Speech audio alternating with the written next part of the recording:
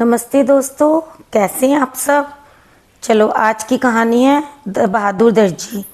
एक छोटी सी गांव में एक दर्जी रहता था।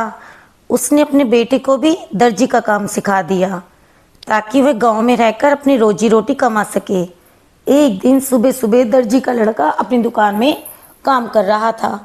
तभी वहाँ एक मुरब्बा बेचने वाली आई और सड़क पर जोर जोर से आवाज़ें लगाने लगी। मुरब्बा ले लो, बढ़िया ताजा मुरब्बा ले लो। दर्जी जरूरी काम खत्म करने की वजह से सुबह सुबह दुकान पर आया था। उसे अपने थैले में रखी डबल रोटी की याद आई जो वह घर से चलते समय साथ लेकर आया। दर्जी के लड़के ने मुरब्बा ले लिया और एक आमला निकाल कर खा लिया और उसकी चाशनी डबल रोटी पे लगा ली। खाने का सामान एक प्लेट में रखकर वो अपने काम में जुट गया। जब उसे अपने खाने का ध्यान आया तो उसने देखा कि उसकी सारी प्लेट पर ढेर सारी मक्खियाँ बैठी हुई है। उसने मक्खियों को हाथ से उड़ाया पर मक्खियां जरा सा उड़ी और फिर दोबारा से प्लेट पर धावा बोल दिया। यह सब देखकर लड़के को तो बहुत गुस्सा आया। उसने अपने हाथ में लिए कपड़े को अपनी बेल्ट पे दे मारा। कुछ मक्खियां उड़ गई और कुछ उस कपड़े की चोट से मर भी गई। दर्जी के लड़के ने जब मरी हुई मक्खियों को गिना, पूरी 7 थी। अब वो अपनी बहादुरी पर बहुत खुश हुआ। उसने सोचा कि वो कितना बहादुर है। उसने एक ही बार में 7 को मार डाला। उससे अपनी बहादुरी का काम अपने गांव वालों को कोई नहीं बल्कि पूरे संसार को बताना चाहिए। ऐसा सोचकर उसने झट से कपड़े की 2 पट्टियां बनाई और उन पर लिखा एक ही बार में 7। एक पट्टी उसने अपने गले में डाल दी और दूसरी अपने पीठ पे बांध ली। सिलाई का अपना काम छोड़कर अपनी दुकान में रखा हुआ पनीर का टुकड़ा लिया और एक छोटी चिड़िया जो पिंजरे में थी अपने हाथ में उठाई और दुकान बंद करके अपनी बहादुरी दिखाने के लिए अपने गांव से निकल पड़ा। वह अपनी बहादुरी पर इतना खुश था कि बहुत दूर तक पैदल चलने पर भी बिल्कुल नहीं थका। जंगल और खेत पार करने के बाद एक पहाड़ी से गुजर रहा था। वहीं पर उसे एक बहुत बड़े शरीर वाला आदमी बैठा हुआ दिखाई दिया। वह दर्जी तेजी से चलकर उस आदमी के पास पहुंचा और उसे अपनी कमर में बंधी तथा गले में लटकी पट्टी दिखाकर बोला, तू यह पट्टी पढ़ सकता है तो तुझे पता चल जाएगा कि मैं कौन हूँ। वह आदमी उस नगर का पहलवान था। जब उसने पढ़ा कि एक ही बार में 7 तो उसने सोचा कि जरूर इसने एक ही बार में 7 आदमियों को मार दिया है। पर इसके शरीर को देखकर पहलवान को विश्वास नहीं आया लड़के पर। पहलवान ने एक पत्थर उठाया और उसके 2 टुकड़े कर दिए। फिर उस लड़के के हाथ में एक पत्थर देकर उसके 2 टुकड़े करने के लिए कहा। लड़के ने बड़ी चतुराई से वो पत्थर अपनी जेब में रख लिया और चुपके से पनीर निकालकर उसके 2 टुकड़े कर दिए। अपने पत्थर का बदला हुआ रंग देखकर और उसके 2 टुकड़े देखकर पहलवान के दिल में उस लड़के के लिए थोड़ी इज्जत पैदा हो गई। पर अब वह एक बार फिर उस लड़के की बहादुरी को परखना चाहता था। उसने एक बड़ा सा पत्थर उठाया और बोला, देखना मैं इस पत्थर को कितना ऊंचा फेंकता हूँ।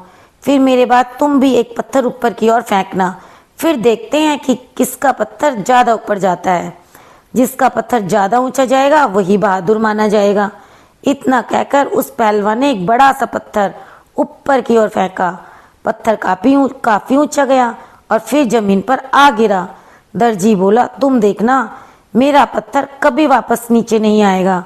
और इतना कहकर उसने अपनी जेब से वह चिड़िया निकाली जो वह अपनी दुकान से लाया था और ऊपर हवा में उड़ा दी।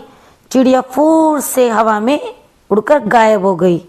पहलवान ने देखा कि उसका पत्थर तो सचमुच गायब हो गया है। जरूर इस दर्जी के हाथ में जादू है। ये सच ही बोल रहा है। इसने एक बार में ही 7 को मार दिया होगा। इससे लड़कर वह क्यों अपनी हड्डी पसली तोड़वाए। पहलवान ने उस लड़के को बहादुर मान लिया और बिना लड़े वहां से उठकर चला गया। अब तो दर्जी को और भी अभिमान हो गया। वह बहादुर ही नहीं बल्कि चतुर भी है। उसने अपनी चतुराई से इतने बड़े पहलवान को भगा दिया। अब वह अपना भाग्य आजमाने के लिए आगे चल पड़ा और चलते चलते एक राजा के महल के सामने पहुंच गया। उस महल के आगे एक बहुत सुंदर बाग था। उसकी हरी हरी घास पर वो लेट गया। थोड़ी ही देर में उसे गहरी नींद आ गई। जब राजा के सेवक वहां से गुजरे तो एक अजनबी को सोता देखकर उसके पास पहुंचे और उसके गले तथा पेट पर बंधी हुई पट्टी पढ़कर बहुत हैरान हुए। सोचने लगे, इतने बहादुर आदमी को तो राजा को अपने राज्य की सुरक्षा के लिए रख लेना चाहिए। ऐसा आदमी आसानी से कहाँ मिलता है। कुछ सेवक दौड़कर राजा के दरबार में पहुंचे और उस लड़के के बारे में बताया। राजा ने अपने सिपाहियों को भेजकर उसे अपने दरबार में बुलाया। राजा ने जब उस लड़के के गले में बंदी पट्टी को पढ़ा तो बहुत खुश हुआ। राजा ने उसे अपनी सेना में सेनापति बना दिया। राजा के सैनिकों को यह बात ठीक नहीं लगी। उन्होंने सोचा कि एक दुबला पतला नौजवान एक ही बार में 7 को कैसे मार सकता है। यह सब झूठ है। सेना का पहले वाला सेनापति इस निर्णय से बहुत ही नाराज था, पर उसने सेनापति से झगड़ा मोल लेने के लिए वो तैयार नहीं था कि अकेला ही 7 को मार सकता है, तो वह अकेले आदमी को तो यूं ही मसल कर रख देगा। उस सेनापति ने अपने सभी विश्वसनीय साथियों को बुलाया और उन सबसे सलाह की नए सेनापति से कैसे छुटकारा पाया जाए। राजा की सेना के कुछ प्रमुख लोग राजा के पास पहुंचे और उन्हें अपनी नाराजगी बताई। राजा को यह जानकर बहुत दुख हुआ कि उसके पुराने विश्वसनीय सैनिक उस नए सेनापति के अधीन काम करना नहीं चाहते। इससे तो अच्छा है कि उस नए सेनापति को ही इस पद से हटा दें। पर उस दर्जी की बहादुरी के कारण राजा भी उससे दुश्मनी मोल नहीं लेना चाहता था।